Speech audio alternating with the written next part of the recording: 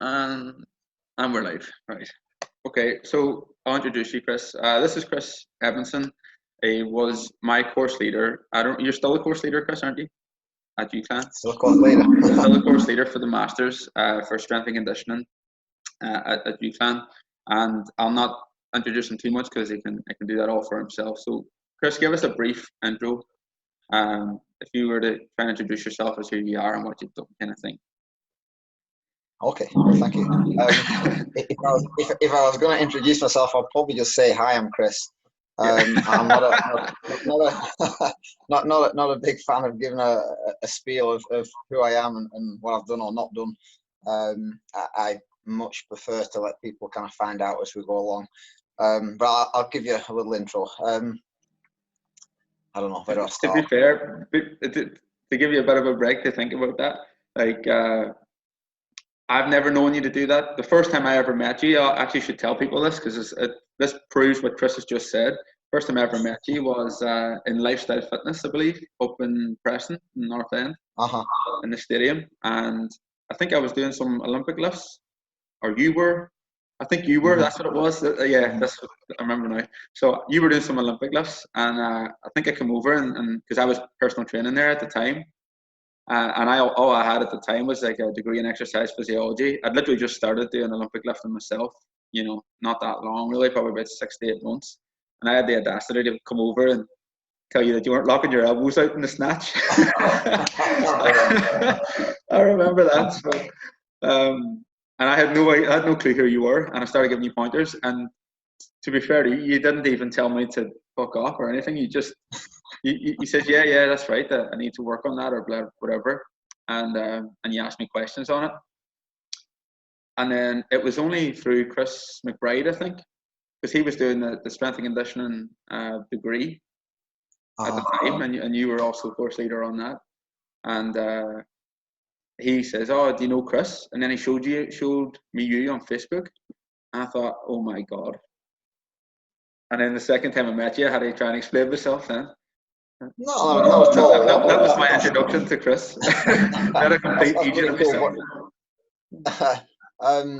I'd still be exactly the same now because I don't know, it may or may not have been true what you said, and any useful advice I'd take on board, obviously. I think that's really important. As soon as you think you've made it, whatever the hell it is, I mean, in all honesty, even being on your interview here, it kind of feels a bit weird because, who am I? But as soon as you think you've made it, that's when it all starts to go wrong, or certainly that's the ceiling. Then you don't go any further than that. But in any case, I'm course leader. Well, I wrote an MSc in strength and conditioning a few years ago, about 4 or 5 years ago, at the University of Central Lancashire, and I now course lead on that and teach on that, and pretty much that's the entirety of my focus at university now. I do still teach on the undergraduate in strength and conditioning and a little bit of guest lecturing on various other degrees related to sport or sports science. I've worked at university for probably too long. I think about 18 years, and that always surprises people. I think they assume that I've only been there a handful of years, and I think that's because I'm still very passionate about the topic, very passionate about helping people, and I get a lot from helping people and seeing them improve generally. That's a big feel-good factor for me. So yeah, I've done probably quite a lot at university without boring people. I wrote a sports technology undergraduate degree several years ago, taught on that. I've been course leader for the personal training degree, for the strength and conditioning undergraduate, and like I say, now for the masters. Taught on numerous different courses. Research-wise, qualifications, I have a PhD, and same kind of thing. I don't tend to publicise that. It is what it is. I don't walk around saying I'm doctor. But yeah, a PhD in sports biomechanics and physiology.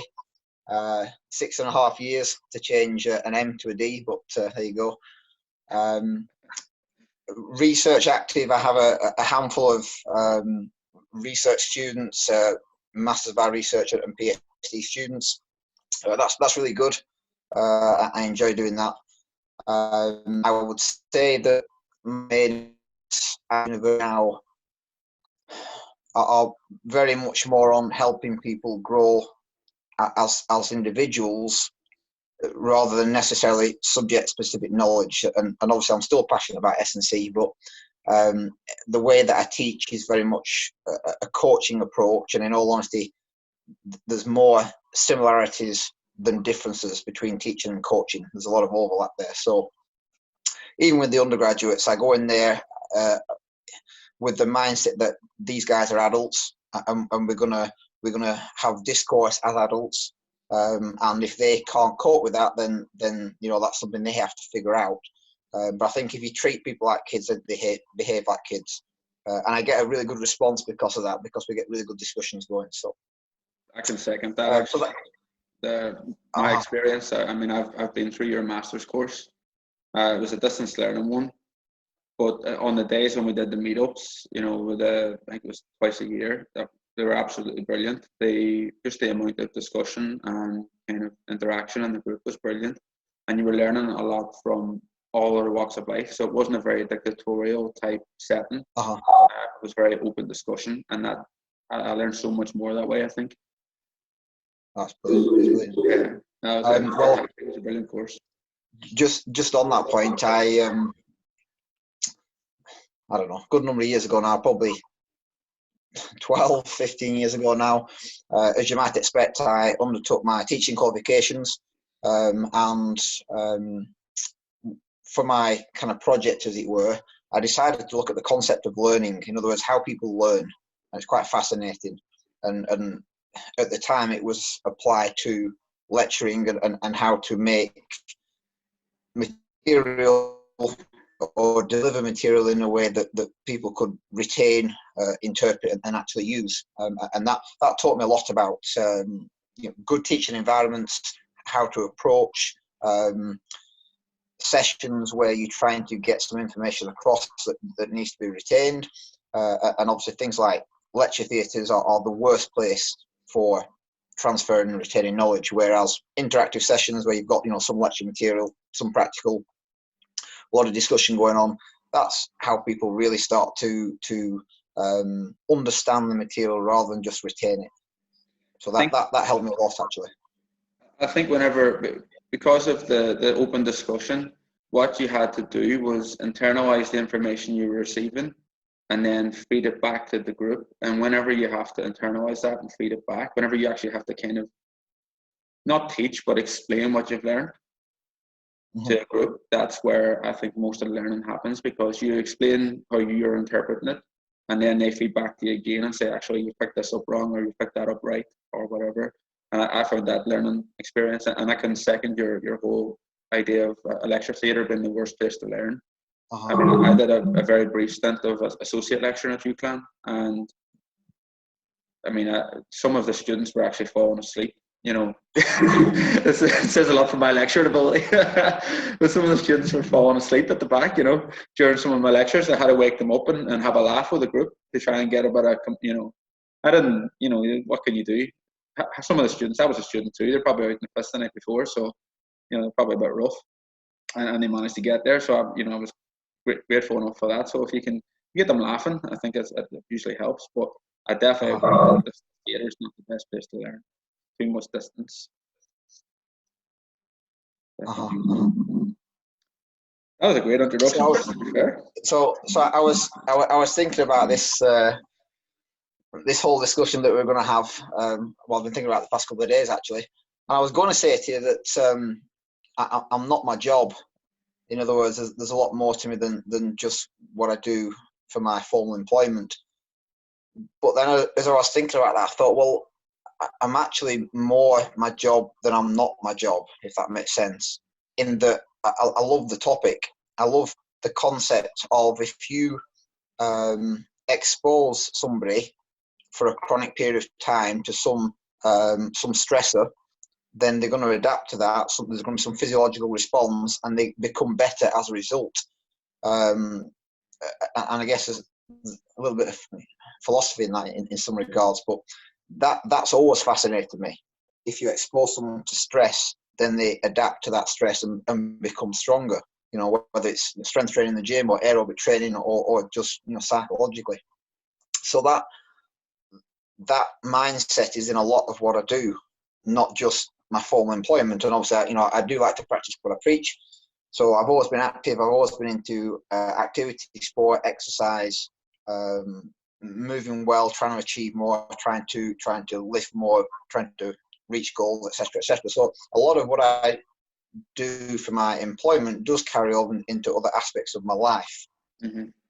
But it's not that I'm just the gym guy, you know. And I do like to separate me from that, you know, because as much as you can love a topic, you can also get a little bit stale with it. Yeah, definitely. And touching on what you said about keeping yourself in shape, for anybody who doesn't know, Chris isn't in great shape. He's in ridiculous shape, to be honest. And I think that a lot of the students, especially us guys who were into the gym and wanted to train and also practice, I think you gained a lot more respect than other lecturers did because of that. I definitely think that was the case. Like, I'll not name any names, but there was definitely some lecturers in there lecturing on stuff that they had no experience of. Yet academically they were great, don't get me wrong, but you could tell when they were explaining how something was supposed to feel. Yeah, they hadn't felt that before. You know, they 100% had not felt that, and I had, and I thought, yeah, I know what he's saying, but he doesn't know what he's saying, and you lose a little bit of respect for it, and it's. I don't know if you should. Maybe you shouldn't do that, but it happens regardless. For me, it happens anyway. And I think that you got more respect from students because of that.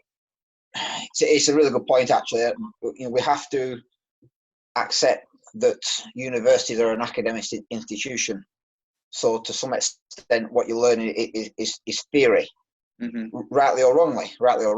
But obviously, trying to teach a subject such as strength and conditioning, which is entirely based on doing, is quite difficult to have that delivered at an academic institution.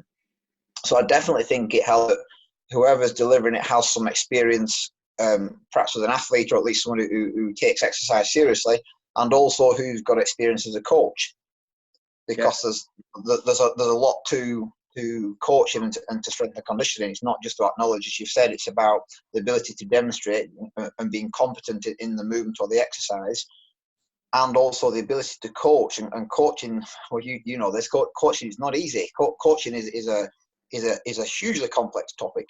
If you want to do it well, of course. Right. It's so multifaceted. You use that term in the degree, in the master's degree, and I found that term is the perfect way to describe it. It's multifaceted. It's just there's so many bloody elements to coaching and understanding a person in order to improve them that it's just it can be a bit of a mind boggle at times, definitely. So the hard part isn't having the knowledge to get somebody better. It's actually making that knowledge useful to them. You know, it's knowing which buttons to press and when to press them. That's a good way to put it. Yeah, definitely, 100%. Yeah. So yeah, career-wise, I think you've got some of that there. But I've also done a lot outside of university. So I wouldn't say I'm a jack of all trades, but from a fairly young age, I've always liked to. I've always been interested in engineering and in building, and some of that, most of it comes naturally to me, which it's just luck. It's just how it is. So I've always messed around with cars and bikes and mechanical stuff, and learned how to weld and learned how to build, woodwork, working with stone, working with metal. Really, I still really enjoy that now. I don't get much chance to do it, but I do like making things with my hands. So very much enjoy DIY, and that's kind of filtered over into my property business, which has been really helpful to me because it's saved me a fortune. So I've always kind of made things and built things and taken things to bits from a young age. So that partly influenced me getting into cycling. That was I wouldn't say it's my first sport. My first sport was swimming, believe it or not. But I took cycling seriously, and I don't know how much depth you want to go into on my cycling career, my former life, but that influence going into cycling, because it's this unusual merging of athlete and machine, and that fascinated me.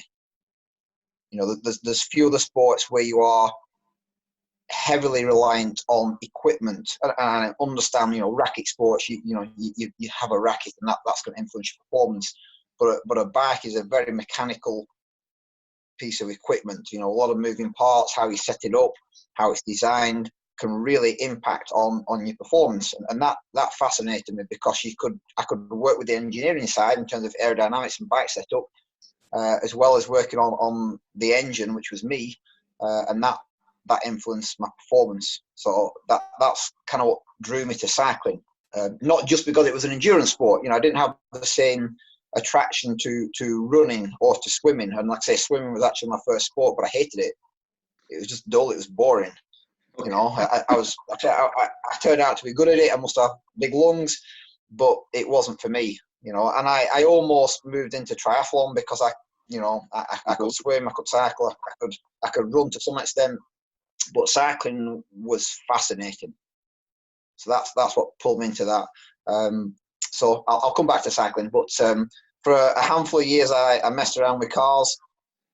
Built a kit car. For anybody that's into cars, it was a GTM coupe, all based on the original Mini.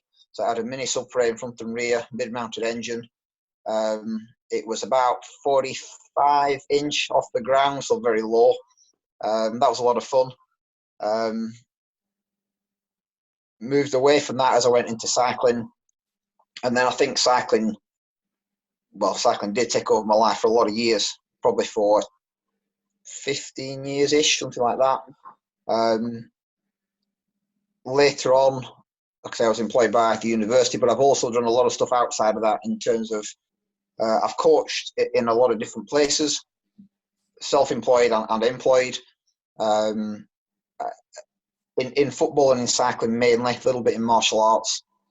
So I've worked as first team fitness coach and head of sports science at Blackpool Football Club at the time when Ian Holloway was manager, and we moved up to the Premiership. So that was absolutely fascinating, an absolute circus, I'll be honest. A lot of highs, a lot of lows. You have no idea how many stories I've got from Blackpool. Some amusing and some less than amusing stories. But that was good. That I think that helped shape my character to some extent, because coming from a cycling background, which is largely an individual sport, a lot of what I did was on my own. I wouldn't say it's an introverted sport, but you are self-reliant, so you're not having to deal with people as much. And the types of athletes that tend to be in and around endurance sports are generally more kind of focused, serious about training, perhaps more disciplined, I don't know, perhaps more serious. Whereas when you work in team sports, you have to have team camaraderie. You know, you have to have that rapport. You have to have banter, because it lifts and holds the spirit of the team. Mm-hmm. But kind of being thrown into that, especially at first team, was initially quite tough. And that's when I made the transition from being a sports scientist to being a coach. Yeah. Because I realised that I knew my stuff, and a lot of that was because I started studying it and poring over textbooks from like 14, way before my degree. So I kind of knew the theory and I knew how to apply it to myself, but I didn't know how to coach. And it's a huge difference, you know, and especially trying to get some of this, or what the footballers thought was fairly abstract stuff, over to them in a way that they thought, okay, well, this is actually going to be useful to me. Mm-hmm. Because it is true that a lot of players just want to kick the ball. And if there's no ball involved, well, why do I want to do it? So that was again a steep learning curve, but very, very useful for me. So I worked at Blackpool. I've also worked as strength and conditioning coach at Burnley Football Club. very, very professional setup, I have to say. That was at Centre of Excellence through development squad, through youth team into development squad while I was there. Really great setup there. Really enjoyed my time there. And if I could choose to go back into football and work at any level, by preference, I would choose the youth team. Yes. Hugely rewarding. Hugely rewarding.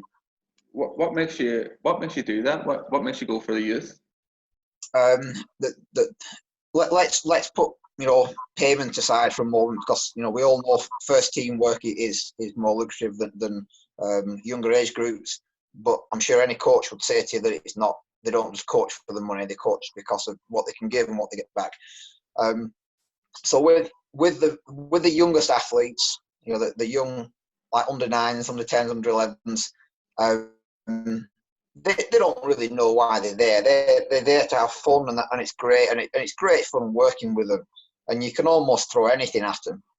But then arguably, you perhaps want the best coaches with the youngest age groups because they're most influential. But their attention span isn't great.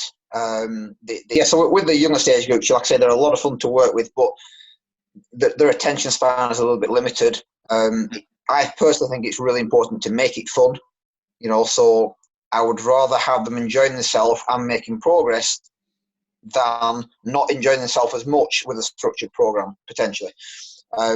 So you're a little bit limited with what you can do with the youngest age groups. At the other extreme, first team, understandably, it's all about winning. There's a huge amount of pressure, and a lot of people think, if I was a first team fitness coach at a prestigious football club, I'll have made it. That's the dream. Unfortunately, and I'm not trying to put people off, on the other side of that, when you're doing it for real, it's not as glamorous as it appears. So yeah, a lot of pressure, not a lot of praise. The kind of joke that I give to people is the team loses, it's your fault, and if they win, it's nothing to do with you as a fitness coach. To share a little bit of my own on that, I mean, I did work with Preston North End for a year. Now, it was on a voluntary basis. I was trying to learn the ropes, so but by no means was I in the kind of roles you were in, but I was in an S&C role, and I was supposed to be doing assistant coaching. And basically, after a week or two, Tom was great, in fairness to him. Tom Little it was, who was the head of S&C. He just left me with them. He says, right, you seem to know what you're doing. Crack on with it with the lads. But I don't know if this is true or not. It just seemed to be for me. I'm not that passionate about football, right? Soccer is a good game to play, good laugh, but I'm just not that passionate about it. It doesn't, get me riled up. It sounds terrible, but when the team were winning or they were losing, it didn't make that much of a difference to me personally. So I never felt that pressure that you're talking about. And I was working with the first team. This is not youth team. This is with the first squad at Preston North End. And there were some really, star players there and everything else. I just seen them as, I think a lot of other people who I knew at the time would have been a bit more kind of starstruck by going into that environment. Whereas it didn't mean anything to me because I didn't know who they were. I don't really watch football, so it didn't make a difference. And I think that because I didn't care that much, I needed to leave that role. Basically, I didn't think that role, and I know it wasn't right for me looking back now, but definitely that was the warning sign that I didn't feel that pressure that you're talking about.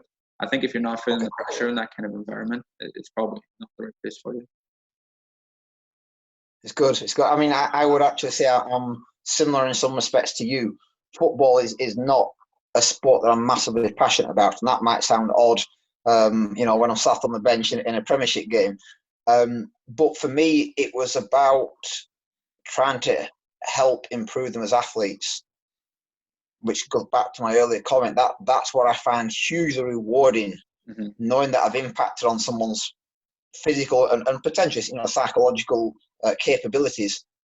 So one of the things I did learn from being in football was, and this is for any kind of S&C coach or fitness coach out there, is you have to accept that you are only part of the team.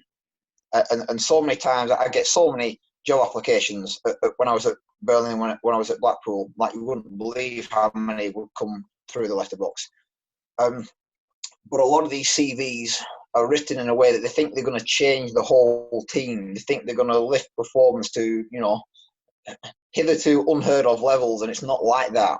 And as a S&C coach, you've got to accept it that physical ability is only a part of the game. There's a lot more to it than that, and I think it helps keep your ego in check as well. So that's what I really got a buzz from. And of course, it was great. I mean, when the team was doing well and we were winning games, morale is awesome. Absolutely bouncing. But on the flip side, what I did notice is if team morale was absolutely down in the dumps, I'd leave the training ground, and I'd been negatively affected. It had wrecked my day. It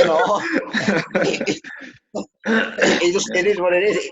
It's surprising how it does influence you. But no, football was good because it was a very different sport.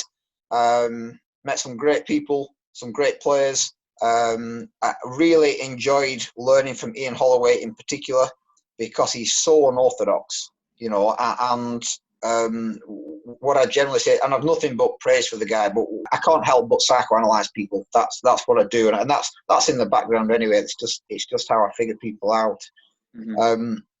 But I'm drawn towards people who are successful and people who are leaders, because they're quite magical in my eyes. So I was always trying to figure out how he did things and what made players respond in such a positive way. And what I did notice about him is, while his ability to be organised and to structure things was atrocious, because it was very, very sporadic, his ability to extract the best out of everybody was awesome. He had an uncanny knack to be able to do that with the players and the support staff. And that was really interesting to be part of and to observe. I think it's amazing. Like, I've come full circle now, in that whenever I first went into a team setup, I mean, I went from playing Gaelic football, which is a team sport, and then into mixed martial arts, which is an individual sport, and boxing and so on. And I found the individual sports way more rewarding for me personally. I'm definitely probably more of an individual sports kind of person. But when I came through to Preston North End, and I kind of found the environment a bit weird, a bit odd. I eventually got to work specifically with Sam, who was a keeper on loan from Manchester United at the time.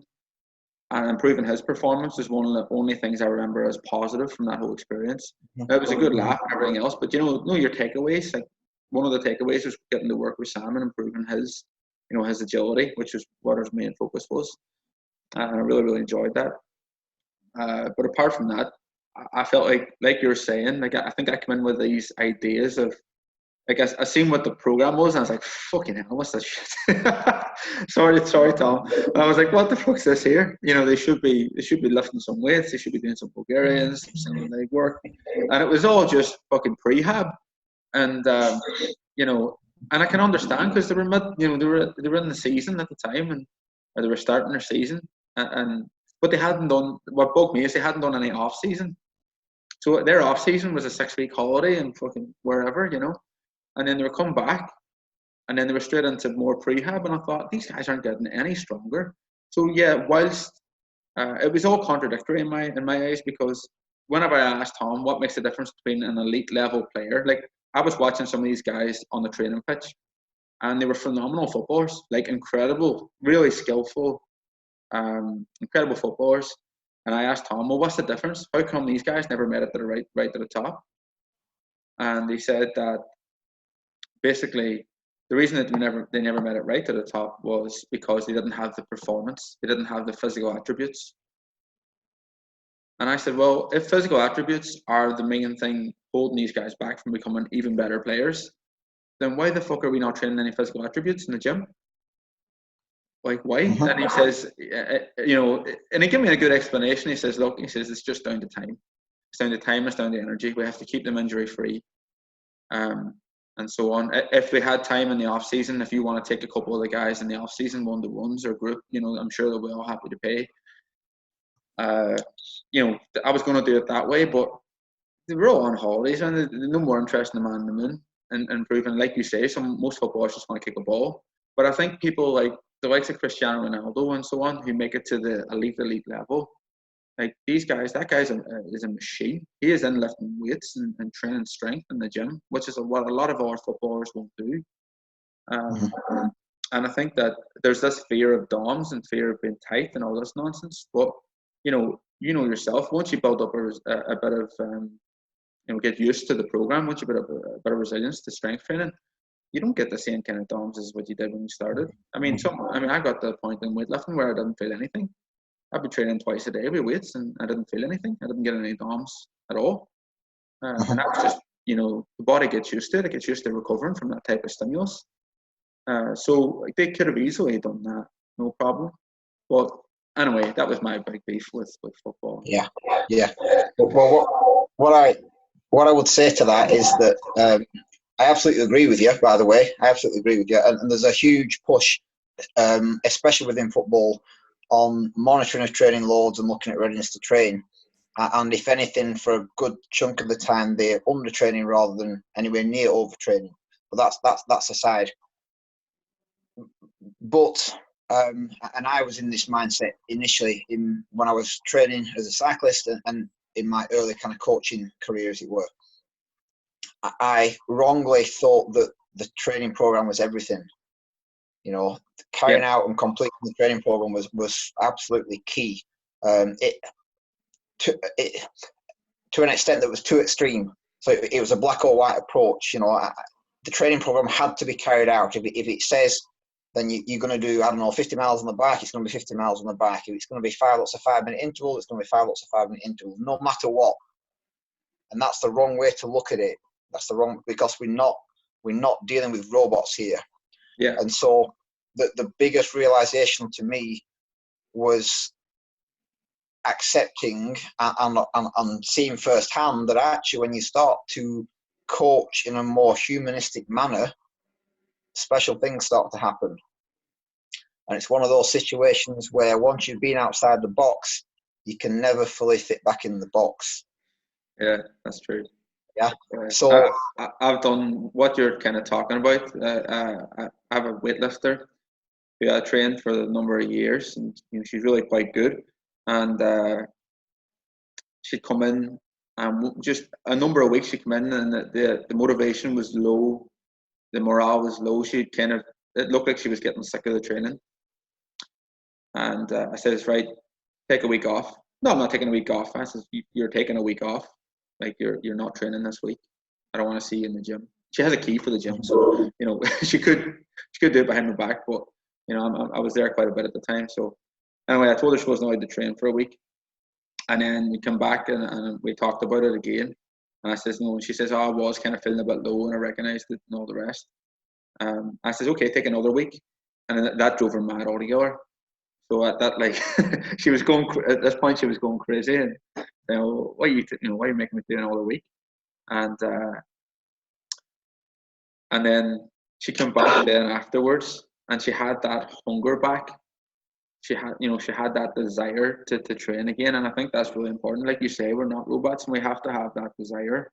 And how that's cultivated can be, there's any number of ways we can do that. But I just had this intuition that keeping her away. I mean, recently, for example, she took a break from it again recently, and then she sent me a video of her lifting in her garage during this lockdown.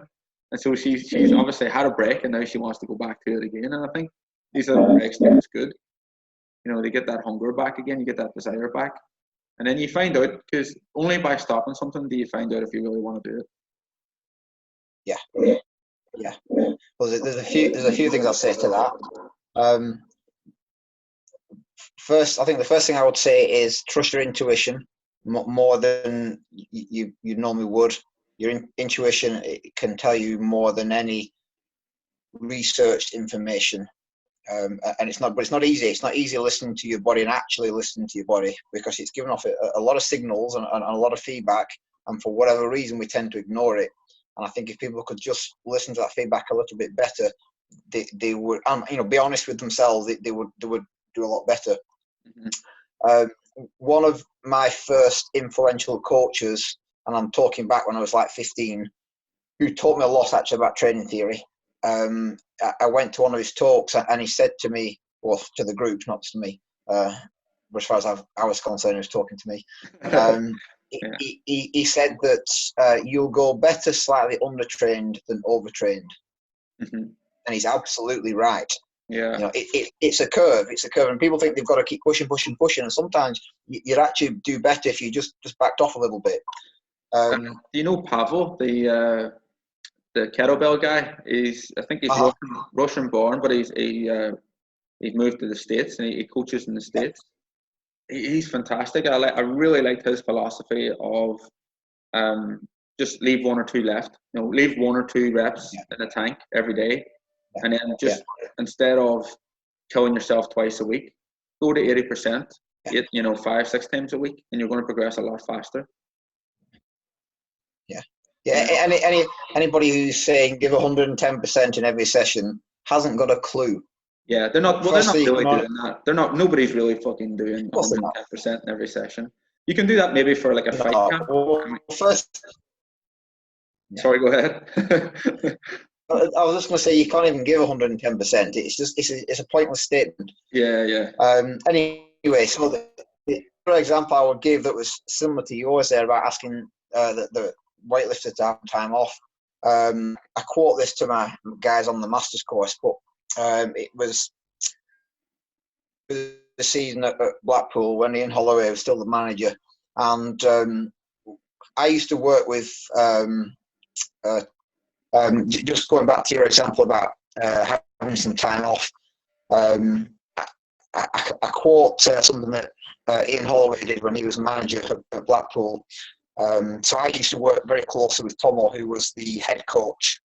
So he designed all the football specific work, and I'd look after training in the gym, any kind of speed agility work, acceleration work, change of direction, all the kind of physical development qualities.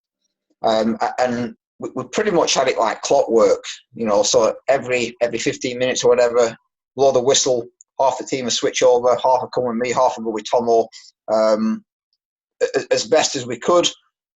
Training was well designed, and I assure you that training wasn't well designed. But anyway, that's by the by.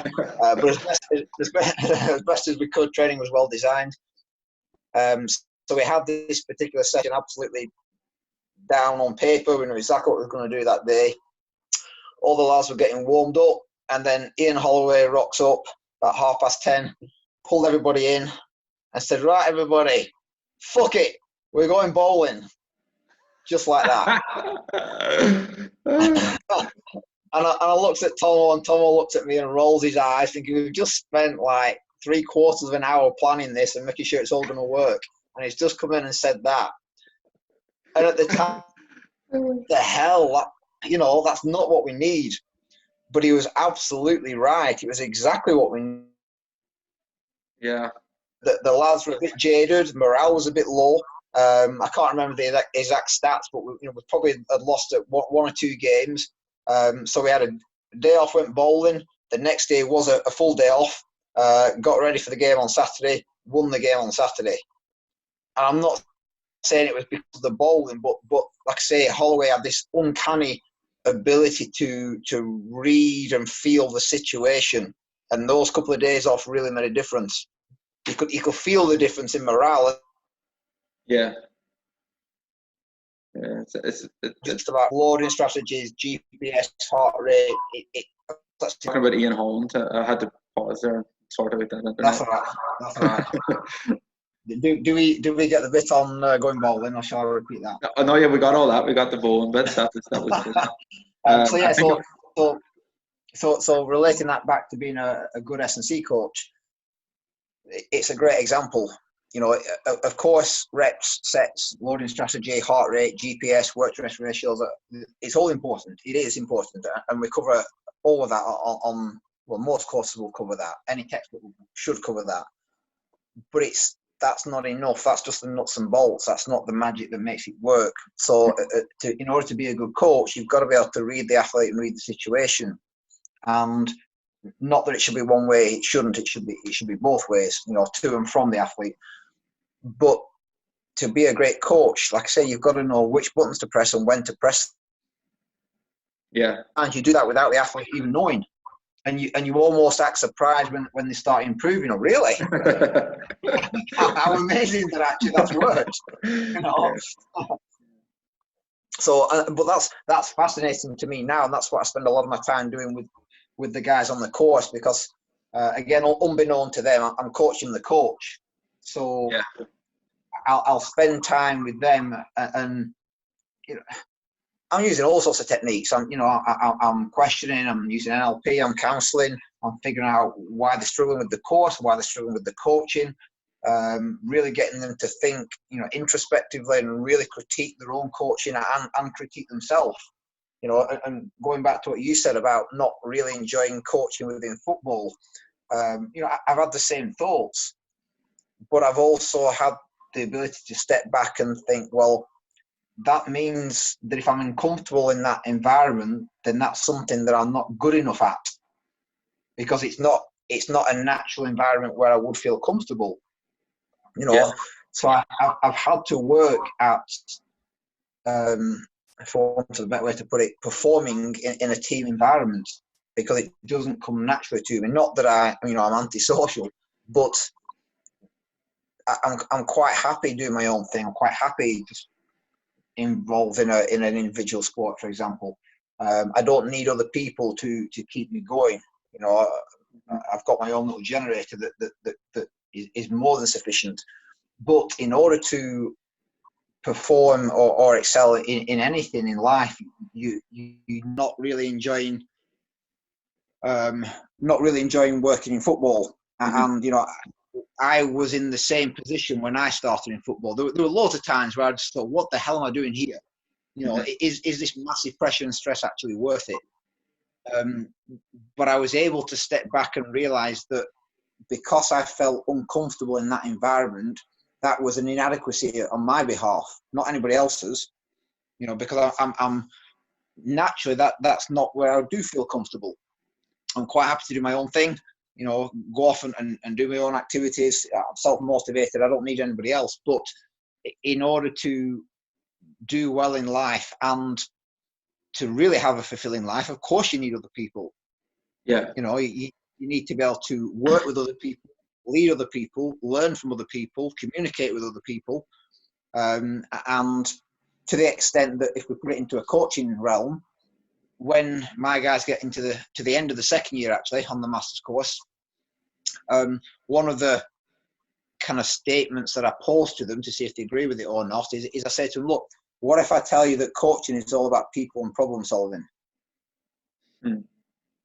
And they all sit back and think about that. And like I say, it's not that the exercise or the loading or the heart rate or anything is not important. Of course it is. But it's about the communication between the two people and figuring out, okay, well, this athlete is here. How do we get them to there? Yeah. Well, that's, I think, from the course that we did in the Masters. I did that, the volunteering at Preston just after my degree, and then I had a year after that again, and then I started the Masters. And I think, coming right the way through to running my own gym and having my own team, I realised that you're bang on the money there when you said it was an inadequacy in myself, because I didn't feel comfortable in that team environment myself, and that was my problem. It wasn't to do with the environment or anything, and I did realise that and recognise it, because whenever I came to run my own team and run my own gym, I realised that if you want to lead, you can't run it like a dictatorship as such. There is strategies and ways in which you can do that, but I don't believe it gets the best out of everyone. My belief is letting people do what they're great at, and so allowing the coaches to grow as well, and trying to facilitate that growth. So I got to understand that a lot of why I didn't like that first experience was because of myself, and I didn't the ego kicked in. I didn't like being a small part of a bigger puzzle. I wanted to be making the puzzle.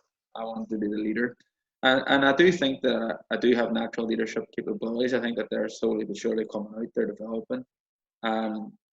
I mean, at 16, if you had asked me that, I would have said absolutely not. You know, I definitely wouldn't have believed.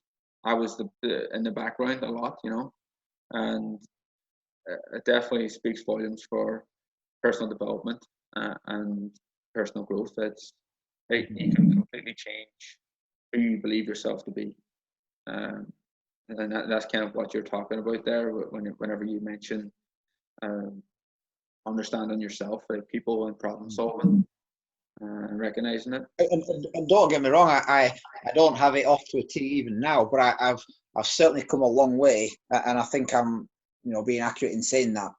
But working with other people is really, really important.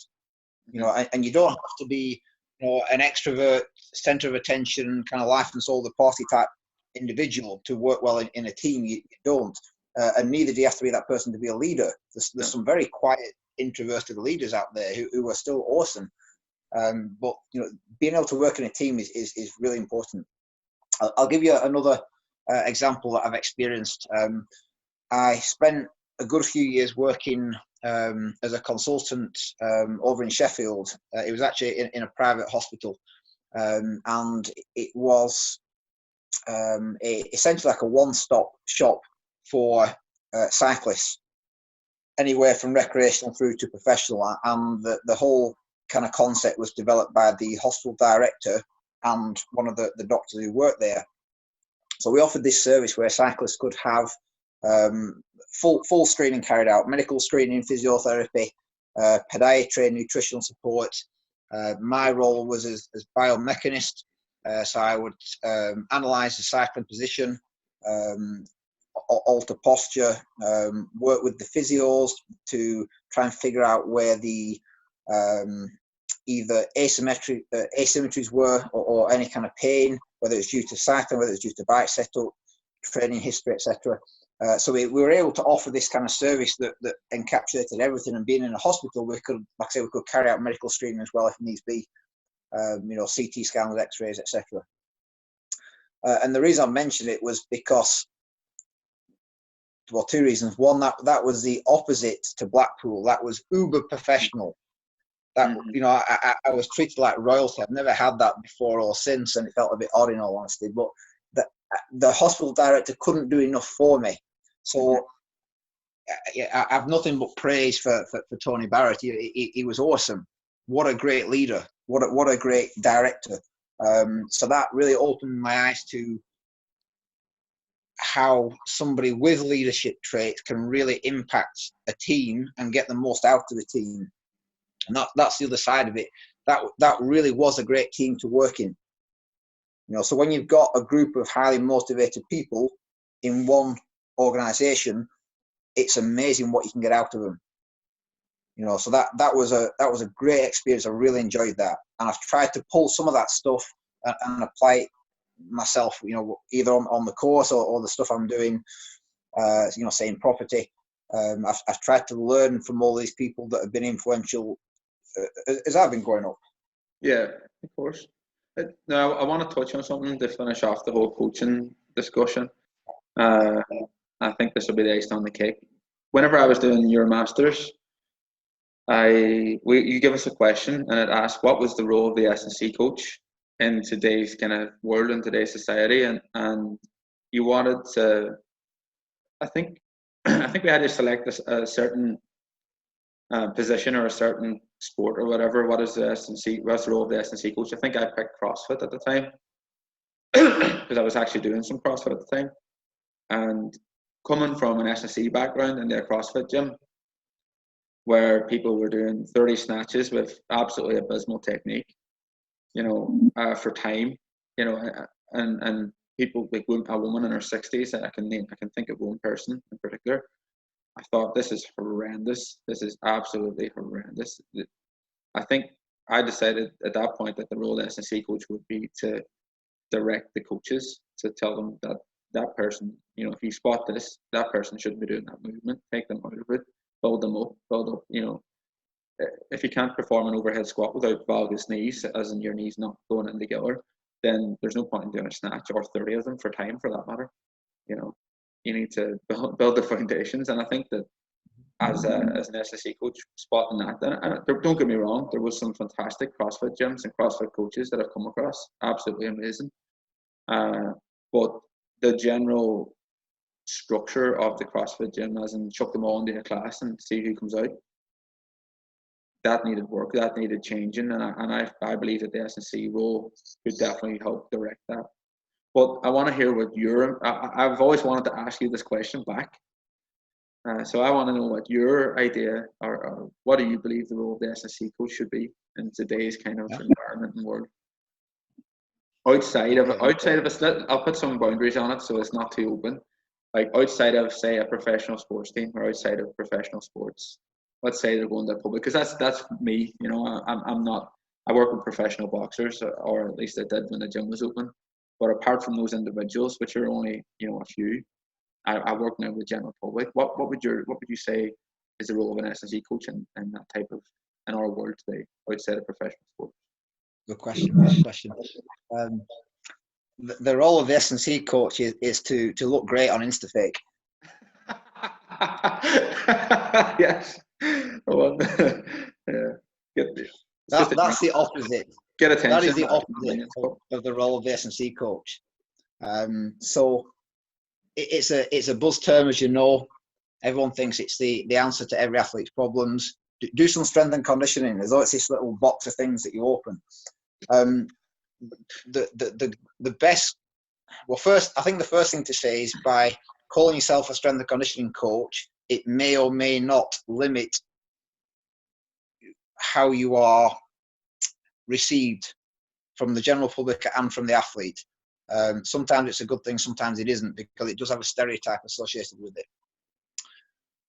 It may be better to call yourself a coach, or a performance coach, or high performance coach, or you know, whatever term you come up with. Definitely changed my label as such, because it wasn't working for me. But you see, the role of a coach is for other people. That's the best way to put it. You know, and we see a lot of coaches who are in the limelight. Oh yeah, so and so athlete's done really well because of me. This is my athlete. Well, you know, I'm sorry, but you've not done the training. You know, the role of the coach is very, very important. You can be a guide. In the early days, you can really help educate them and direct them and guide them, and wrap them up in cotton wool where needed. But the coach ultimately has to step back away from the limelight, because it's not them, it's about the other people, it's about the athlete or the client. It's about them discovering stuff and feeling better.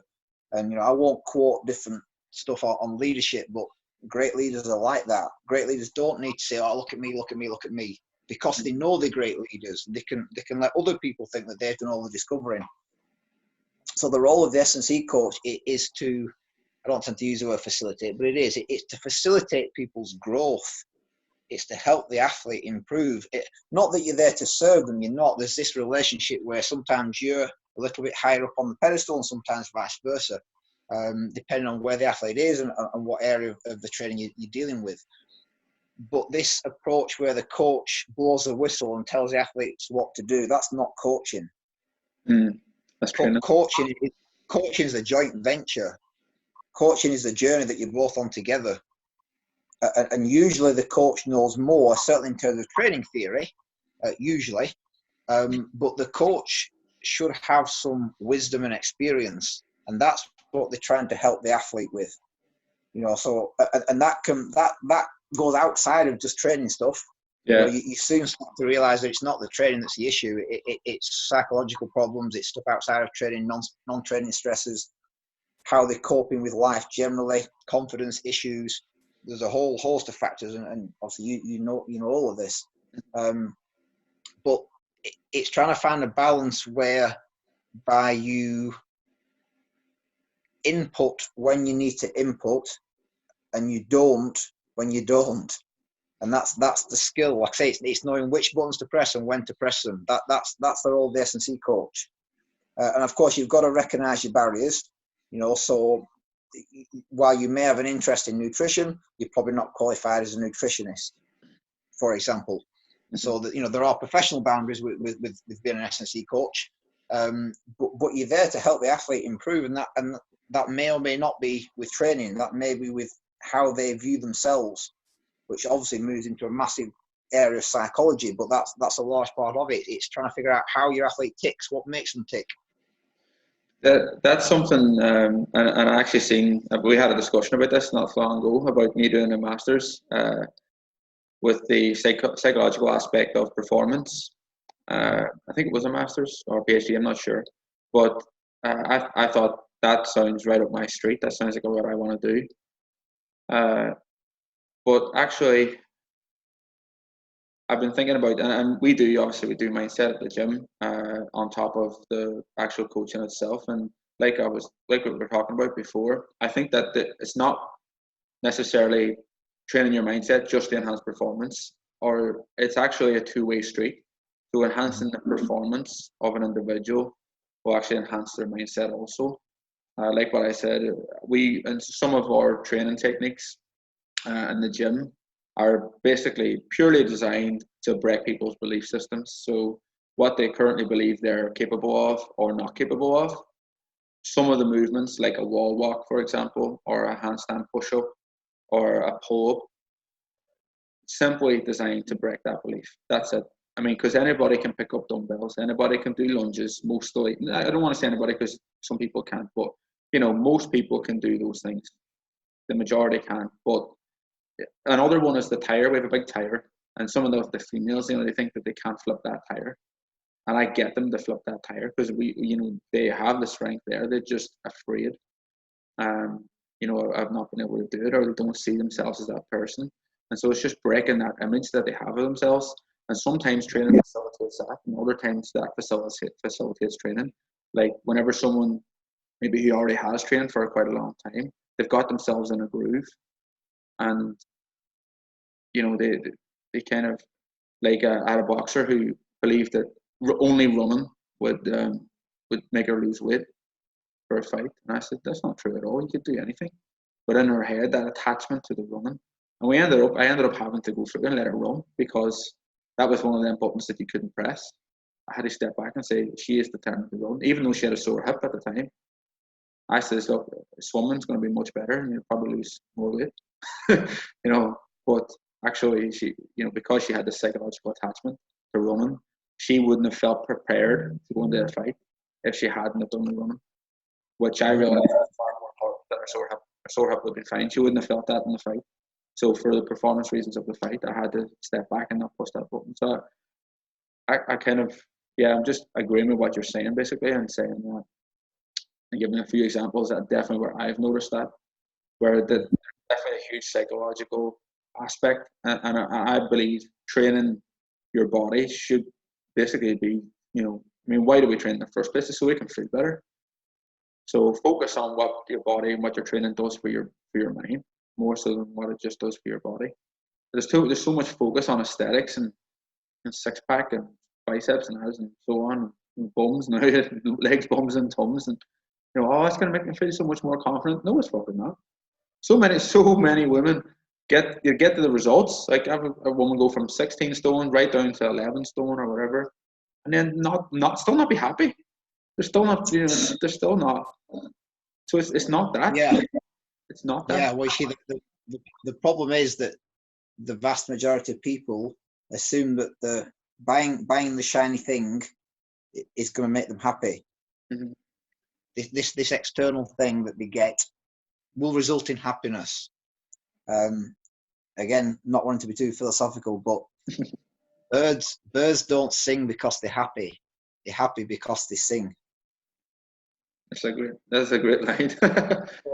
so your example clients there who are wanting to lose weight, and then they think they'll be confident, or then they think they'll be happy. No. Confidence makes you confident. Yeah. Happiness makes you happy. And yes, of course, getting in shape and being healthier is great, and you do feel better. But that's not the underlying cause of the issue. There's some self-worth issues there. There's something underneath. And actually, I'm not saying that's as far as we should go as coaches. That's getting a bit more extreme now, and that may lead you into a different avenue of a service that you want to offer. But as you become more experienced as a coach, they're the kind of thing you start to focus more on. Yeah. Not is your knee tracking correctly when you're doing a lunge. It's such a minor point that it's really not important. Yeah, absolutely. What you said about taking that leap into the psychological aspect of it, and I have done this year on a far bigger scale. I mean, I've always included it in my coaching on a one-to-one and kind of a private basis. It was never talked about. It was never discussed as an actual part of the service. It was just what people knew. The people who come to me, they knew that that's what they were getting, but it was never marketed or anything else. And I realized that actually people don't know that that's available. So I need to market this. I need to let people know that this is available. And it took a lot for me to make that jump, because I think we tend to put ourselves in boxes. So you have this box, right? You're an S&C coach. You're a fucking nutritionist. You're a fitness coach. We put ourselves in these boxes and we create these parameters for ourselves. But it's also done that. Now, I believe that you should back up what you're doing with knowledge and education, 100%. Which is why I've probably read over 140 odd books on personal development and mindset and NLP. And yes, I don't have a formal qualification in it, but I've helped people who have already been to counselors. I've helped people.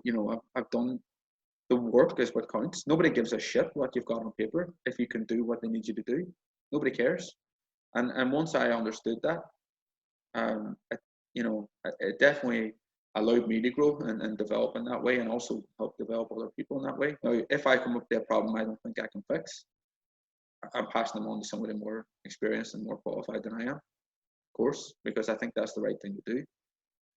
But in a lot of cases, a lot of people don't require the level of a clinical psychologist, for example. They don't require that. Let's look at this a different way. And like you said about, the happiness comes from the singing. They're not singing because they're happy. They're happy because they sing. In the same way, the specific client that I'm talking about, actually, her journey improved a lot, and her progress improved a lot once we started to do the mindset. And I said, look, you're looking at yourself. She still viewed herself as someone who was overweight. She still had that image. And and we hold on to images in our head, who we believe ourselves would be, and so on. We hold on to that. So we have to change that first. If we can't change that, then there's no point doing the rest. Because even if you did achieve the physique, it wouldn't matter.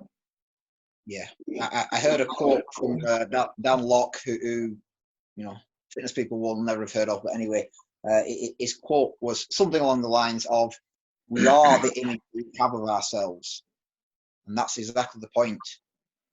Whatever we actually think we are, whatever we believe we are, is what we, let out into the physical world. So, you've got to start changing your beliefs and those things that perhaps used to be true but aren't anymore. You've got to start getting rid of those before you can move forwards properly. Otherwise, you'll make 2 steps forward and probably 3 steps back. Yeah, I've always got this quote, and maybe it's just the old fighter mentality in me, but I believe that growth is a destructive process. I think that you need to, in order to make room for the new stuff to take place, you need to destroy some of the old beliefs. Yeah. And I've found that for a lot of people,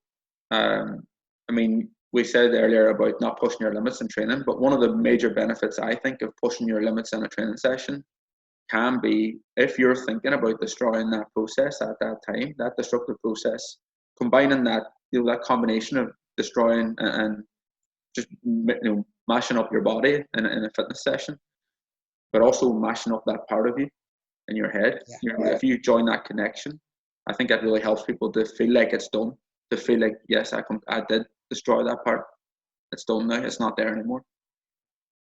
Yeah, well, we see growth is scary, because when in your familiar, comfortable environment, you know the size of the room, you know all the furniture, you know all the corners, you know where the windows are, you know where the door is, and all of a sudden you've been thrown into this new, larger expanse, and it's like, holy shit, this place is huge. I don't know where the edges are. I don't know what furniture's in the room. So it's exploratory all of a sudden, because you're trying to figure things out. How does it work? Where are things? Because you're in this larger space now. Because you've grown, and it takes a while to feel where the edges are, and then eventually you start to get familiar with this larger environment, and it's no longer scary. Mm-hmm. Mm-hmm. That's a great way of putting it. A really good way of putting it. So speaking of which, what about you? I mean, where are you at now? We've gone through your history, we've gone through your coaching and your athletic background. Where are you at now? And how are you getting on with this coronavirus? How are you dealing with that? Yeah. The first couple of weeks were strange, stroke, difficult. Not just for me, for everybody, I guess, in that, you know, it's definitely a feeling of isolation to some extent, although we're not as isolated as people perhaps might think. But just a change in kind of lifestyle, you know, being largely stuck at home, different changes in how I spent my day to some extent, trying to get a new routine together. So that was a bit difficult to get to terms with.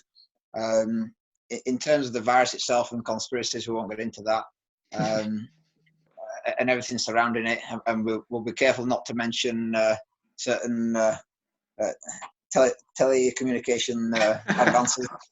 I might get the video taken down. But anyway, but then after that, it's allowed me, and I think a lot of other people, time to just evaluate where the hell I am in life. You know, because a lot of people are in the rat race, and it's fast paced, and before you know it, 5 years has passed or 10 years has passed, and it's like, holy shit, how have I got here?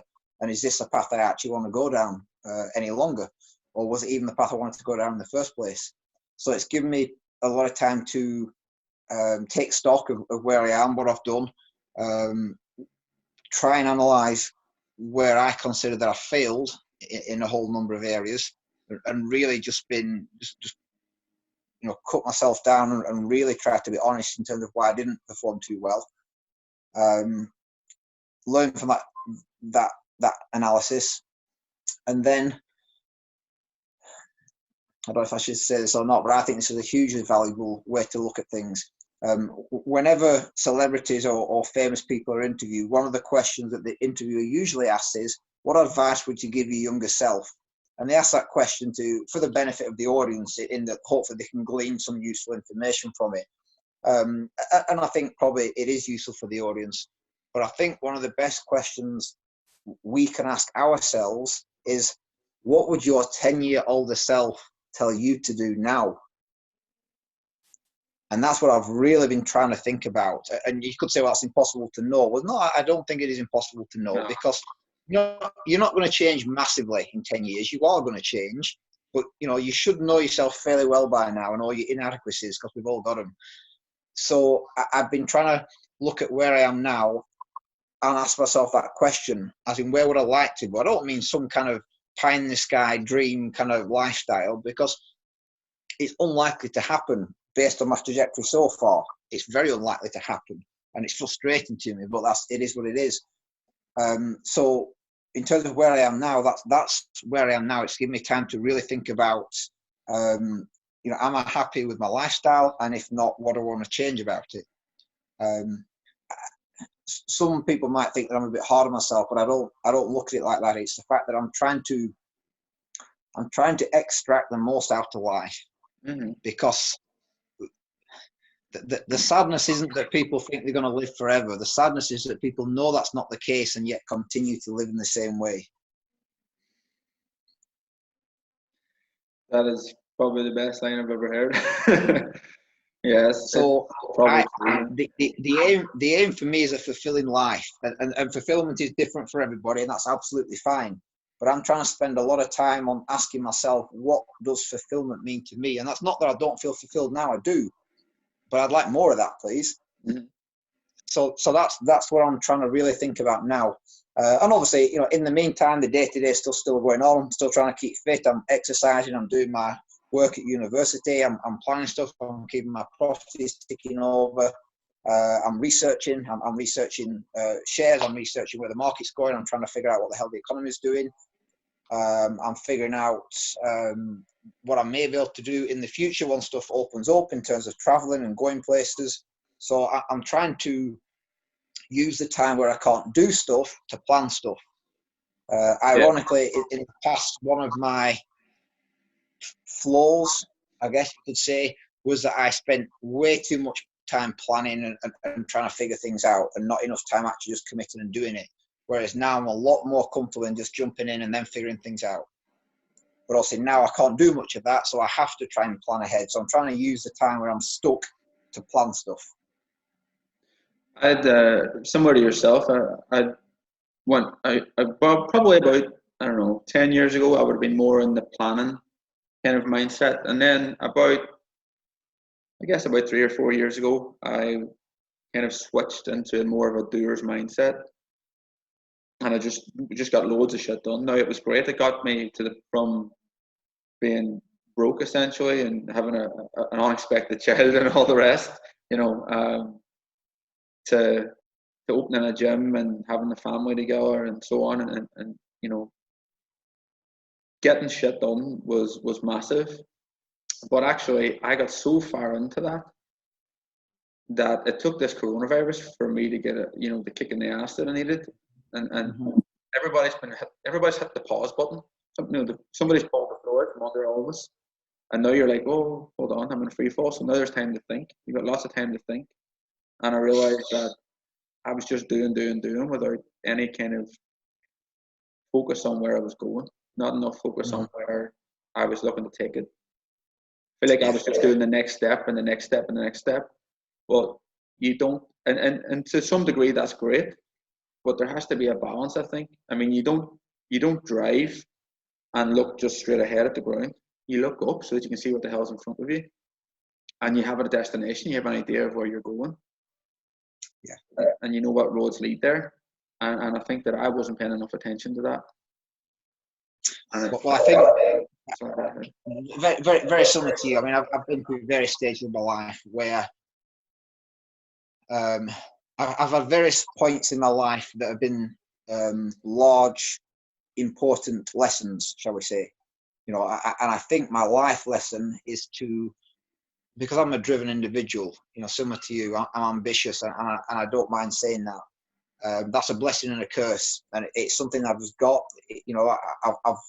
It's something I was born with, and something I've built even further. It is what it is. I don't think you can give somebody that they either got it or they haven't.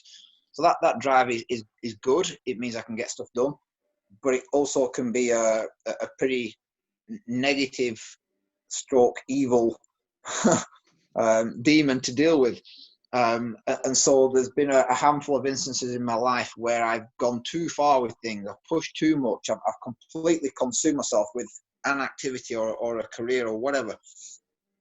And this is what I mean by going back to a fulfilled life. It's a case of figuring out what fulfillment means to you. And I've been there where I've been working 120 hours a week, and that's not an exaggeration. I've been there. My whole life was spent working.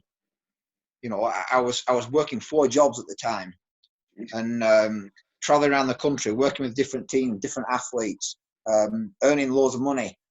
And I remember a physio at Burnley said to me, "Oh, Chris, you're living the dream.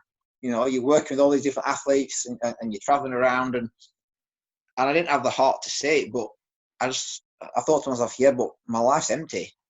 All I'm doing is working. And we see it a lot on social media. All these so-called entrepreneurs who are saying grind, and work. And get up at 3 a.m. and goes to bed at 2 a.m. And firstly, it's utter rubbish, and secondly, that might not be what you want in your life. Yeah. And it's all about a decision. And if you're happy being average or mediocre, then that's absolutely fine. Yeah. But if mediocre really grinds at you, then you need something more. For Elon Musk to work a 9-to-5 job will kill him. He'd be absolutely bored at his backside. Yeah. So for me right now, it's a case of finding what I think is a balance between work and striving and trying to achieve goals, while staying in the now and enjoying life, whatever enjoyment means to me, and doing the things that I enjoy doing. And that results in a fulfilled life. And if you can achieve a fulfilled life, then that's a long way towards happiness. what do you do? I mean, you do a lot of work, but I also know you have some hobbies. I know you do walks, like serious walks, not Yeah. just. Could go into more detail on them because I mean, what I'm trying to do is just find, and I guess help the viewers as well, is to find what's your other side. So, we have discussed a lot of your work and your, even I know that working with machinery and so on and building is also a hobby, but it's also kind of falls into that work a little bit as well because it helps you with your properties and so on. So what's that other side? What's that other side that's just totally 100% not work? What's play? What does that look like? Play? What's that? No. No. Well, I'm very lucky that I've been able to arrive at a mindset and working environment, and I don't know if one is causative or not, but anyway, that allows me to enjoy the vast majority of what I do. So a lot of my employment and self-employment, I enjoy it. Yeah. It's almost a hobby. It's not a hobby, but there's a lot of good things that I really enjoy about it. So that helps a lot. I But in terms of stuff I do, sorry, it's just that you touched on something there that I think that's been the transition for me. I mean, we've moved the business online, which I might go into a bit later on. But that transition, I've realised I've started to enjoy my work a lot more again. I was getting into a rut with it. And because I changed how I'm delivering it and how I'm doing it, I'm actually getting excited again about the work. But sorry, I'll interrupt it there. But yes, in terms of stuff I do just for the hell of it, I really do enjoy hiking in the lakes, Scotland as well. But I don't get up there as often. There's something about being, and there's some parts of the lakes which are pretty remote. Around kind of Wasdale area, it's pretty remote up there. And if you get caught out in bad weather, then you can get in a pickle. But yeah, there's something about being out in nature in the wild that's a massive time out from the fast-paced life that most of us lead. It's very, very different. There's nothing but mountains, scenery, and being out there, and that's great because I can switch off. There's usually no internet connection or phone connection, which is even better. I don't know how much kind of hiking you've done, but some people think that walking is a bit of a boring ordeal. It can be tough. It can be exhausting when you're trying to push up a mountain or several mountains, depending on how crazy you are. You can learn a lot about yourself in terms of your ability to stick at something. You learn about your body. You learn that it goes through peaks and troughs, and parts of it you feel utterly rubbish, and then you have doubts in yourself. And shall I turn back? And shall I not do this? And there's parts of the lakes where you've got to scramble, and it's borderline kind of climbing. And then there's a fear aspect to it, and I can't afford to get this wrong right now. As you look down there, down the cliffside. But I love that because it makes me feel alive, you see. And a lot of the modern world doesn't make me feel alive because we're transitioning to this digital world, and it is what it is. You either go with it or you don't. But we're having our senses taken away from us to some extent, as we get plugged in. Yeah. So to go back to basics, and and a lot of the lakes is very quaint, it's very old-fashioned, and there's no reason for it to change. And even more so up Scotland, and on the Scottish Isles, and I love that, but I like exploring. And like I say, it just makes me feel alive. So again, it's linked to activity. You see, well, that's part of what makes me feel alive. Being sat down does not make me feel alive. Yeah. Getting out and doing things makes me feel good. Well, it's funny that you mentioned about going back to your 10 years ago, but actually I've thought about that. I asked myself another question, which will be coming up today. Actually, it's my question. I've been doing questions on my Facebook feed for a number of days now to try and help people through this transition, help other people ask the right questions through it. And I've actually asked myself, what would my 10-year-old self say to me now? Yes. What would a 10-year-old me say? You did or you didn't do? Because when you're 10, it's kind of before you go into secondary school, and before everything, all your real doubts and stuff really kick in. I think certainly for me it was. The world's kind of still open, and there's a lot of possibilities. I mean, I thought that I had always watched Spider-Man and stuff when I was a kid, cartoons, and I thought it was amazing how they were able to flip and jump and all that crazy stuff. I thought it was epic. And I decided for myself, when I'm like 25, 26, and I'm big and powerful, I'm gonna be able to do this stuff. And then I got there, like I got to 26, and I fucking couldn't do any flips. And I remember waking up one day and going, I can't do anything I said I was going to do.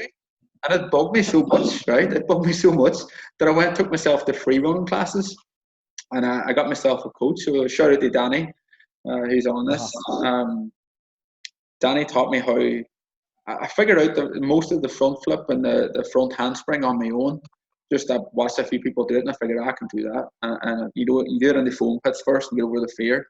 But I tell you what, see the backflip. I remember I tried the backflip when I was about 19, and I fell on my shoulder and I broke my AC joint. It's completely still separated. It's not together. I tore my pec. I just made a mess on my shoulder, and I had the fear ever since, and I've never done it. But I got to 26, and I thought, I can't do this shit, and it really bugged me. It really got to me. So I had to learn this backflip, and Danny helped me do that, doing it into the foam pit. I mean, the first time attempting that, you're like, oh shit, you just can't seem to go for it. And it was that really got me excited about my training for a while. But then I busted my ankle, and I was out for 6 or 7 months. So there's risks to it, but and then I let the fear take over a little bit again, and I went back to doing the weight training, and I started doing martial arts again, which I love. It's my passion. But I also want to be able to do this other stuff. I also kind of just think you should be able to move. We should be able to flip. We should be able to, why the hell not? Do it because you can do it. We can't, our bodies are capable of it. It's just our mind's holding us back. And that thought of my mind holding me back from something fucking drives me insane. And so I've gone back to it again with no coach, and I'm trying to do it on a mat in the gym, which is fun. It's made me realize this whole lockdown idea and changing everything and having the time to do this stuff. It's been a huge wake-up call, definitely. Yeah. It's interesting whenever you jumped on some of my comments and or some of the posts, and we're talking along the same wavelength. I thought I have to get this conversation going because I think it's really And you happened to mention on the comments that you're in the process of writing a book. Yes. Tell me about this, because this is going to be fun. Sign me up for the pre-order. It's funny actually because this book that I'm writing has been the material for it has been being stored, shall we say, for quite a number of years. This is nothing new, and I've had in my mind for perhaps a year, a bit longer, about the concept of actually putting a book together. And I wasn't going to do it, and then I was going to do it, and then I was going to write it, but mainly for me. And then I just thought, well, with this time that I've got now, it will be a great opportunity to make a lot of headway with it. So that's what I started doing. And the book is morphing still, but it's got a fairly concise direction to it. And essentially, it's about a lot of what we've talked about. It's about going after a life that's fulfilling for you and everything that surrounds that. In other words, why do some people not? What are your barriers? Why aren't you living the life you want to live? Why have you got those fears? Where have those barriers come from? Are they still relevant? Are they still accurate? Some of the sacrifices that you may have to make. Really trying to describe what that fulfilled life will look like for you. So all of those kind of topics around striving for a fulfilled life. And one of the reasons I've wanted to write it is because I do think it's really, really important for the vast majority of people, but also because a lot of self-help self-help books are written by highly successful people, usually in business, who are to some extent a little bit unrelatable, in that people sometimes struggle to see the link between, well, I started from nothing, as everybody says, but they've become hugely successful, and that's not what I'm trying to portray in this book that I'm writing. I'm trying to get people to think that I can, if we're all being honest, we can all do more and be more, every single one of us. Yeah. We just don't want to accept that. Well, and there's a really well, I find it heartfelt anyway. There's a quote that I don't like hearing, but I know it's true. And the saying is this: we are where we want to be. I hate that,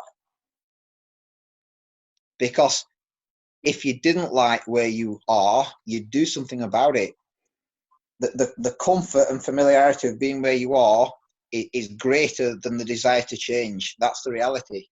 So it's a case of looking at that and thinking, okay, well, what does it take to become who I want to be? That's a great, absolutely great line. That actually supersedes the last one that it says was the best thing I've ever heard. Jesus, I mean, if nobody else watches this, I've got plenty of, I've got plenty from it. But I always do. Every time we do talk, I get a lot from it. Whenever I feel a little bit kind of directionless, which is why you had to be the first guest on here. Well, I really appreciate it, by the way. Like, I do genuinely feel quite honoured. You know, I've done a handful of workshops and stuff, but I've never been interviewed, so I feel a little bit of an obligation to try and make something of myself. Well, I think that's the beauty and what I wanted to start the podcast from, because we have all these famous podcasts. We have, like, I love watching the Joe Rogan podcast, for example, and I started to watch Rob Moore, who's runs the property investing company, Progressive Properties, I think it's called. I found his books fascinating. Life Leverage and Money were both brilliant. And you know, there's a few other podcasts that I'm really interested. Like Garrett J. White's another one, Warrior Within or something like that it's called. It's really, really good. There's a couple of fantastic ones. And I thought, well, there's a lot of unsung heroes. There's a lot of unsung heroes, maybe too big a statement, but there's a lot of people out there like yourself who have impacted a lot of people's lives. Like the students that are, I mean, I know a lot of them who have been massively influenced and impacted by your teaching. And like if I asked people who, like, I've been taught by you, but so have others. And if I asked people, you know, who impacted me the most from university, from UCLan, it would be yourself and actually Stu Wilkinson, who I would name as my two. You know, okay. So I think there's a lot of unsung heroes, and my kind of hope is like you say, well, what about the everyday person? What can they reach? And they can reach, you know, just that little bit further. And if it did make you feel that little bit happier and more fulfilled, then fantastic. You know, it doesn't need to be to the very top. It just needs to be a little bit further than where you're at right now. Well, absolutely. But the point I'm making is that striving for something makes people feel alive. That's the point I'm making. And to some extent, it almost doesn't matter if you reach that goal or not. The fact that you're striving for something, it gives your life purpose. If your life doesn't have purpose, what's the point? You know, and to take it to an even more extreme, and quoting Jordan Peterson, if you think, if something's important to you and you don't pursue it, it will eat away at your soul. Yeah. That's what I was talking about with the flips and the movement. I thought, I fucking still can't do that. And I said, I'm 29. I was 29 yesterday. And, you know, I still can't do it, you know. So it's broke me, yeah. It eats at me. Yeah. So I think, I genuinely think that having aims and targets and goals, whatever they are, is a good thing. It's healthy. It's healthy because if you don't stimulate your brain, then you know, it's a first stage towards death. It's that severe. You've got to have things to strive for. There's, the main. I'll just say this: the But the main quote, the main saying that I've got that I remind myself of all the time, and it's probably just personal to me, but it really means a lot to me, is comfort is the first stage of your demise. And I'm not at all suggesting that every moment of your life should be spent, going for extreme measures and scaring the hell out of yourself. It's not, coming back home, chilling out, having a nice evening, switching off. It's really, really important for just general health and regenerating. But if you're always striving for comfort, you've stagnated. There's something. It's really funny because one of the concepts that I try to teach people in their Titan mindset, the Titan mindset protocol, is that if you're not growing, collectively over a long, expanse of time, not every day, if yes, little bits every day, but as you say, you need your breaks as well. You need your time off. You need your downtime. You just need to wind, even that's growth in a way. But if you're not growing, you're dying. That's all you're doing is waiting for death to take you. And so, and worse than that, you said you're, about stagnating. The other issue is that people feel like they've been left behind by life, and the truth is that they have, because life moves on. Time doesn't stop. So even though you've stopped, doesn't mean the time's going to stop. Everything else keeps moving on, and people move on, and systems move on, and technology moves on, and then you're left in you're left in the past, and you're stuck there. And it's it's sad to see when people do that. It's sad to see when people are there, because there's just some people decide to do it, but I don't think that I think it's a bit of a subconscious decision rather than a conscious one. And I think if they were able to make the subconscious conscious, they would have a better chance at a more fulfillment and a more happier life. But yeah. But that's one of the things that it's crazy that you said it, because I never talked to you about that kind of thing before, and I'm actually kind of I'm happy that you agree and that you're saying that, because if you're saying that, I must be doing something right. Pretty much is what I'm thinking.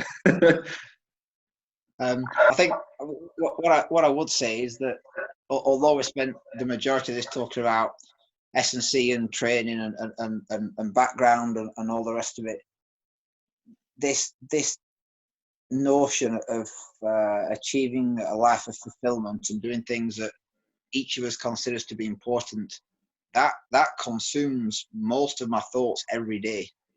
It's like a big deal to me. Of course, like you say, I've not really talked about it very much to you or others, but that takes up a huge amount of my thought and attention and reading and learning right now. Huge amount of time. You see on the course, and here's an idea that because you kind of done it similar to the way I used to do it when I was just one-to-one PTing or coaching or whatever you want to call it. You kind of do it in like a subliminal way. You were doing that even when you were teaching us then. But I think that any of the courses that we done, like the master's course that I done, and definitely the degree probably would have brought me on a lot faster if we had a unit or a module talking about personal growth. I don't think it's anywhere near. It's not discussed enough. And like you said earlier about being where you want to be right now, we all are there. And I've got this saying that I tell people whenever they're struggling, I say, well, look inside. Look inside. Don't. There's no point looking outside. It's not there. The answers are not going to be there. They're going to be inside. Look there first and see what's going on there. I think that we need to learn more of that in our formal education. A lot more of it. I'll say this. I was determined not to go too deep, but I'll say this because I think it's appropriate. We all have a locked room to which only we have the key. I think you need to go in that locked room for a little bit. Scary place, but we've all got that room. And I think if you can have the courage to do that and actually come face to face with those dragons, I think you probably learn a hell of a lot and make very rapid progress. But it's scary. Definitely is. I'm actually lost for That's, thought. that's the title of my book, by the way. The title of my book is "Do Not Feed the Dragon. The dragon is what you are here to slay." Jesus. Because the irony, you see, and the dragon is that beast or those things that actually stop you from becoming who you can be. And for whatever reason, I don't know why we do it, we all feed the dragon. We all feed the very thing that we don't want. Yep. And the irony with that is if you keep feeding the dragon, eventually it will eat you. Yeah, that's in pretty simple terms. Yeah, it's funny That's the real kind of overview of the book. It's about having the courage to visit those little monsters, those things that we don't want to be doing or thinking about, but we do, which are actually stopping us. They're reversing where we want to go. It's funny you mentioned a dragon, and we tell a little parable at Titan about a dragon. Okay. I'll try and keep it as short as I can. So there's a family, a mum, dad, and a little girl, and the little girl tells her mum that she's found a dragon in her room, and it's a tiny little dragon. It's about this size, so it's like a little toy, but it's alive and it's breathing little flames out, little smoke. And she calls her mum and mum, come and look at this dragon. Come and see this dragon, And her mum goes, "There's no dragon." And she looks right at the dragon. There's no dragon. Of course, how could she believe that there was a dragon? Dragons don't exist. And so she tells her daughter, "Look, don't be ridiculous. There is no dragon." And she closes the door. And strangely, the little girl wakes up the next day, and the dragon that was the size of a toy is now the size of a puppy. It's just like the size of a cat. What the hell's happened here? And she goes, "My mum's definitely going to see it now. How can she fucking not see it now? It's the size of a puppy." So she goes, gets her mum. Mum, look, the dragon's growing. It's bigger. She goes in, she sees this dragon. There's no dragon there. How could there be a dragon? Ridiculous. So again, ignores it. And then next thing, it's the size of a dog. And the next thing, it's the size of a horse. The next thing, it's the size of an elephant. And every time, by the time it gets to the size of an elephant, it's breaking the door frames. It's smashing up the kitchen table. It's wrecking the whole house. But she still can't see this fucking dragon. And then one day, the father comes home from work, and the house is sitting on top of the dragon's back. And he shouts up, "Will you for fuck's sake acknowledge that dragon?" And the idea is that this dragon or this thing that you're talking about feeding, it's very similar to that analogy that we use. Yeah. If you ignore it, it just gets worse. Of course it does. You just have it will consume your life. Yeah, it'll consume your life eventually if you don't face it, head to head. Yeah, it's crazy. I got a quote from Michael Johnson's book, Slaying the Dragon, believe it or not, and that's not where the inspiration for my book came from, but it's probably been influential. Mm-hmm. In his book somewhere, he says something along the lines of, "Once you've stared long enough into the dragon's eyes, there's nothing left to do but slay the dragon." So first, you've got to get to a stage where you actually have the guts to stare face to face, really look into its eyes, and then you've got to deal with it. Mm-hmm. And then life gets a lot better after that. Yeah. Do we have one or do we have multiple? That's the question. Oh, multiple, yeah, multiple. Crazy. So what's the next dragon for you then? What's coming up next in your trajectory? Wow. The biggest realization for me over this period has been that while I've never been fully in the rat race anyway, and this may sound contrary to what we've discussed, but it's not. While I've never been in the rat race fully anyway, I am well out of the rat race. I'm gone. I'm gone. Yeah. And what I mean by that is, I have got to be honest. I'm not young anymore, and it's not easy saying that. I'm not old, but I'm not young anymore. And if I'm being honest, I'm probably not too far off halfway through my life. It's not nice saying stuff like that. No. So for me, while I'm still very, very ambitious and driven, and I want to do well and I want to help people, there's going to be a lot more focus on doing the stuff that I enjoy, but especially on exploring. And I think exploring is the right word to use. You know, and exploring by definition means outside and going places and doing stuff that's new. So there'll be a lot of emphasis on that, and whatever and however I can lay out my lifestyle to facilitate that. That'll be a large focus. Money has never been super important to me anyway, and anything that I've done that's resulted in money has almost been the trophy. That's an acknowledgement that what I've done has been successful, because I consider that I've actually failed at a lot of things in life. You know, and almost is no fun. It's horrible. So there's a few things that I consider that I have succeeded at, and that makes me feel good. But money's never been the massive priority. And of course, money's important. People that say that money's not important are fools. Money makes the world go round. So you have to have at least a level of income that supports a lifestyle where you can be healthy and you know, and be reasonably free to do things. But I'm at a stage where, you know, touch wood, I'm doing all right. So the focus now is a lot more on doing the things that I've perhaps postponed, or you know, decided not to do because I've been pursuing other things. So that's what it's going to look like going forward. I don't think I will be throwing myself into something 100% to the expense of everything else, as in like a career or some kind of business venture. I don't think I will be. Never say never, of course.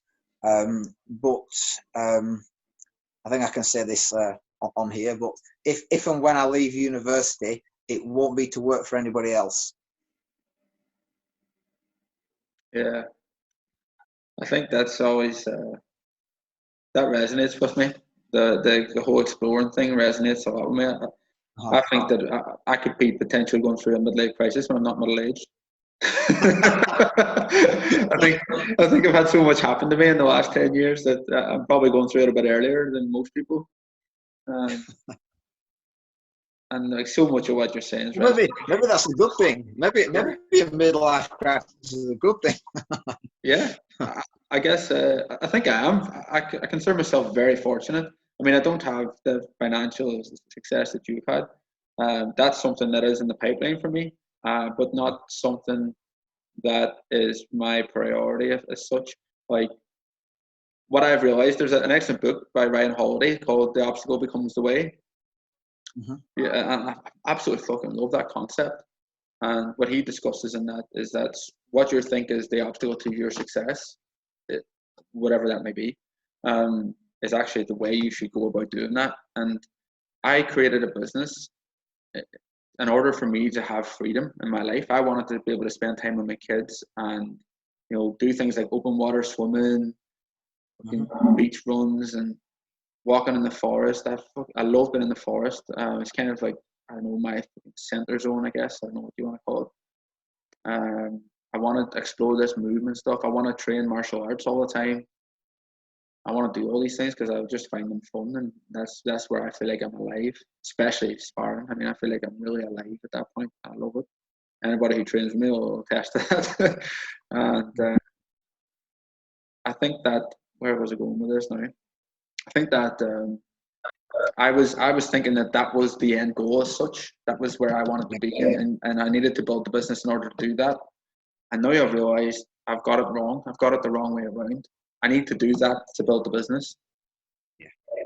So I'm starting a YouTube channel now. I'm starting this podcast where I'm interacting with people like yourself. I mean, how long have I put this off? I talked about doing this in September or something, last year. I put this off so long, and I wasn't facing the dragon like you're saying. So it's been a hugely reflective time for me, and I'm actually starting to get on the things that I didn't have time to do because I was busy managing a gym rather than managing, Well, as Zig Ziglar would have said, you don't have to be great to start, but you have to start in order to be great. But there's a little story actually that came to me as you were telling me how you consider that you got things the wrong way around. It's about a fisherman, and there was a fisherman sat on the shore, minding his own business, quite happy in the sun, doing some fishing with his fishing rod, catching the odd fish here and there, just chilling out by the beach. And this American tourist, I don't know why he's American, but well, he is. This American tourist rocks up, and he's like, "Oh, how are you doing?" He said, "Yeah, I'm good, thanks. I'm good. I'm just doing some fishing." He's like, "Oh man, you know what you could do? You could be catching way more fish." So he's giving him all this advice about how to set things up, and he could be catching hundreds of fish each day. He said, and then once you got that fish farm set up, then you could be earning thousands of dollars, and then once you got thousands of dollars, you could buy a home that's by the beach, and then you could have an amazing lifestyle, and then once you've got the business running for itself, and you've got other people working it, then you'll have this amazing house by the beach. And then you'll have loads and loads of time to do what you want, and you can sit by the beach and go fishing. And the guy looks up at him and says, "What do you think I'm doing now?"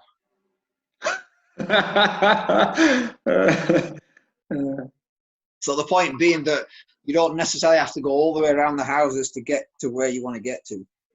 Yeah, You just need to stop doing it. that's what I've the big realization that the freedom. I started to change the group. I used to have a group called Business and Barbells, and I changed that group over to the Freedom Project. And that is kind of I guess for me, symbolizing and sharing that. I do believe I've always wanted to share my thoughts because I've looked at other people and noticed how amazing my life how well it's been changed. From like I love Bruce Lee, for example. And listening to the Bruce Lee podcast, which is run by his daughter and his sister-in-law, I think. That actually got me that job at UCLan, the lecturing position, because of how he approached teaching, and that was one of the questions and the thing. And I know that the reason that I got that position was because I took really valuable lessons from that podcast, and it's free. Like some of the stuff, some of the content that's out there for free is phenomenal, and I wanted to do the same. I wanted to get other people on like yourself, but also share my own thoughts and my own experiences. And maybe if I do a YouTube video of me doing some open water swimming or something, it might inspire somebody else to say, you know what, I've been wanting to do that for fucking years and I haven't done it. And it might get somebody to say, you know what, I'm going to go and do that. And if that's all I do, right? And I think that I do think that the money will come. I don't know where or how yet. I'm not sure. We'll see. Awesome.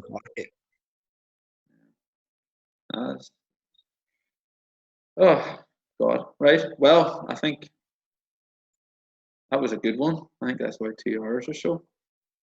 Keenan, thank you. I've really enjoyed it. I didn't know how it would go, what I would say, what we would talk about, other than a template outline.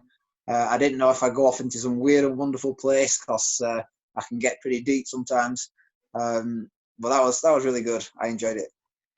So before I go with this book, because I'm determined to get one of these books. I don't want to set a timeline on you, because if you're in the process of writing it, that can be a never-ending story as such. But how do you see that going? Where do you see that going? Yeah, no, it's good. Timelines and deadlines are good. So I haven't set a deadline for it, and I should do. But realistically, I should get it written this year. It needs to be finished this year. Yeah, for certain. There's no reason why not. And of course, you got a free copy. I'm happy to pay for it. I'm not writing it to make money. I'm writing it to try and get my thoughts down on paper. Because, like I said, initially it was for me and for my benefit, and then I've realised that occasionally when I do talk sense, people seem to value it. So I thought I'll get it all together, and I'll make it a coherent story out of it. And then it started to take shape now. It started to, so all the pieces have started to fit together. So I just thought, well, you know what, I'll write it, and it's a challenge in itself to write it and get it published. So that's what I'm going to do. I don't know. I think one of the things my granddad told me to do. I'll finish off with this. I think because my granddad, he's a massively inspirational character for me. Both my granddads were actually. One of them's died now, but the one who's still alive. I went back for my sister's birthday before Christmas. I think it was 2 years ago, and we sat up, of course, drinking at 4 a.m. Now my granddad's in his 80s, so he shouldn't really be doing that, but you know, he lives life to the full.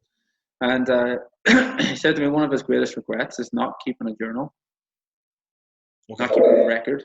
He was in the Navy and he travelled all over the world and seen many things. And you know, all these experiences. He grew up, you know, before the Troubles, and then the Troubles started in Ireland, and he lived through all that. He lost his son to the Troubles. You know, so he lived in an incredibly painful, but also an incredibly beautiful life, I guess. And he didn't record it, and I think that's one of his regrets. And I started keeping a journal after that. Now, like anybody, I procrastinated for 6 months before I started, but I started keeping a journal, and I hope someday that there's something worth publishing in that. That's good. That's good. Well, that's good. Well, whenever I do have a moment of inspiration, I just put it down on some notes in my phone, and that's grown. Because I've never known where to put it. You see, this content, it's just kind of come to me, and I've not really known what to do with it. So I've just documented it. I've just stored it, and it started to take shape. So that's what I'm doing. Mm-hmm.